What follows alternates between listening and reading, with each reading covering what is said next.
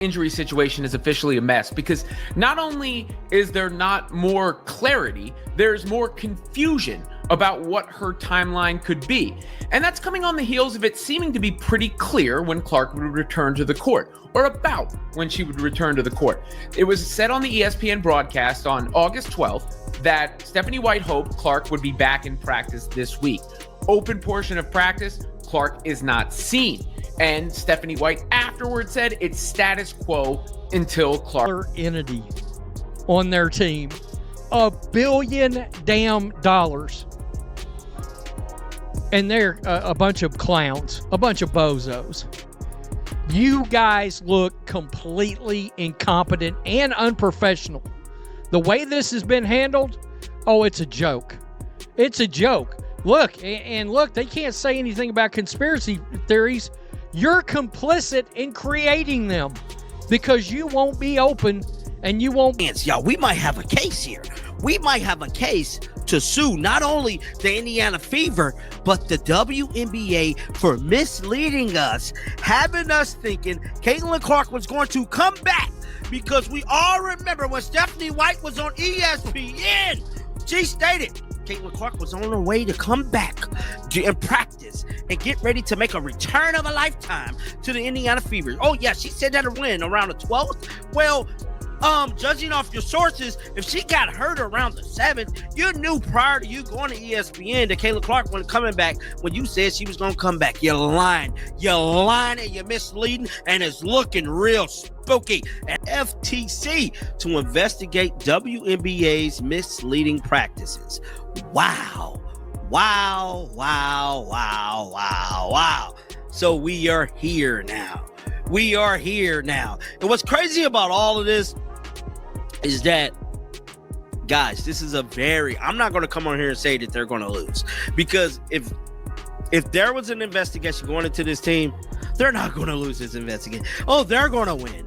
Whoever is representing And I get it to a certain extent. The fans, the media does not need to know every little thing that's going on with Caitlin Clark's injuries, especially a star player like that. We will never know all the information, nor should we know all the information, and that's actually good for Caitlin. It protects her for when she does come back on the court. She can't be targeted. Teams can't use a certain injury or ailment against her if people don't really know what is going on. But the reporting of her timeline in general, there has been no rhyme or reason to. When they purchase tickets believing they'll watch Caitlin Clark shine on the court. However, that excitement turned to disappointment as misleading injuries kept fueling false hopes that she had played the WNBA. And hold up. Damn, is they finna get her for line? Is they finna get her for line to the fans? Oh my God. Hold up. The WNBA and Indiana Fever fans, Indiana Fever have repeatedly engaged in what seems to be a strategic ploy to drive ticket sale and merchandise sales by suggesting that Caitlin Clark's return was on the horizon. Holy-ish right now, bro. Oh my God. Spooky real fast. Very, very fast. I told y'all, people have had enough. All of y'all in the Indiana Fever organization who have been lying about this girl injury, not being transparent, and all these things that the fans are feeling, the fans are speaking back. They do not appreciate it. They feel scammed. Anybody who saw this could have maybe thought something was up. Brianne January stepping on Caitlin Clark here. August 9th. Left ankle. That's where the bone bruise supposedly happened. On August 7th, which is what is being shared now. And, some of these things you hear rumblings about. Stephanie White's live TV comments about Caitlin Clark's injury weren't just a coaching slip. They ignited controversy. Viewers immediately questioned whether she was downplaying or misrepresenting the truth about the Fever's franchise rookie. In a season where Clark isn't just another player, but the centerpiece of the WNBA's growth, the optics of a head coach caught lying on air turned one broadcast into a national talking point. This wasn't just about health updates, it was about credibility, trust, and the weight of every word spoken under the league's brightest spotlight. The numbers underline why this mattered. That Fever game drew 823,000 viewers on ESPN2, nearly doubling Indiana's season average.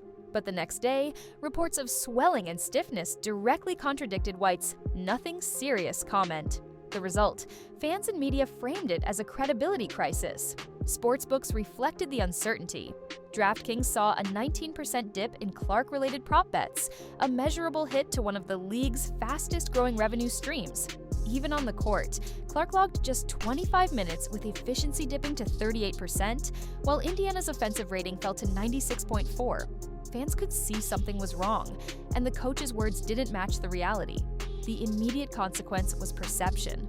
Were the Fever hiding the truth or simply mishandling their star? In the WNBA, where betting, TV partnerships, and ticket sales hinge on accuracy, that gap matters.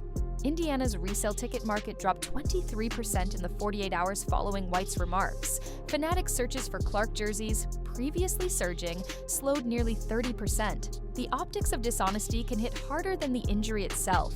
This moment also matters because of timing. The Fever are fighting for a playoff spot with Clark as their engine, averaging 17.2 points and 6.7 assists per game. Every game carries weight. 538 projections suggest losing Clark for even a short stretch could cut postseason odds by 10 to 15%. In the 10 games before her injury flare-up, Indiana's net rating was negative 6.8. With Clark at full strength, it jumped into positive territory. The disconnect between performance and messaging put both playoff hopes and fan trust at risk. Historical comparisons highlight how unusual this was. When Breanna Stewart dealt with minor injuries as a rookie, Seattle kept messaging consistent, avoiding backlash. When Sabrina Ionescu's ankle injury in 2020 lingered, New York corrected course quickly, buying goodwill. By contrast, White's "nothing serious" line, while Clark visibly struggled, created suspicion in an era of record spotlight. The NBA offers parallels too. Zion Williamson's early health issues were controversial, but at least acknowledged. For Clark, fans saw strain while hearing dismissal, and the optics gap became the story. The deeper context is business. Clark is the WNBA's ratings driver, with Indiana's national games averaging 850,000 viewers, triple the league baseline. When White's statement conflicted with reality, it risked rattling sponsors and broadcasters banking on Clark's reliability. Ticket sales show the fragility. Fever home crowds average over 16,000, but resale prices fell nearly 20% in the days of uncertainty. Even merchandise slowed. Jersey sales that spiked during Clark's hot streak stalled during the injury speculation. For a league negotiating its next TV rights deal, clarity around its biggest star is non-negotiable. Looking ahead, the fallout is twofold. For the Fever, Clark's health dictates playoff viability.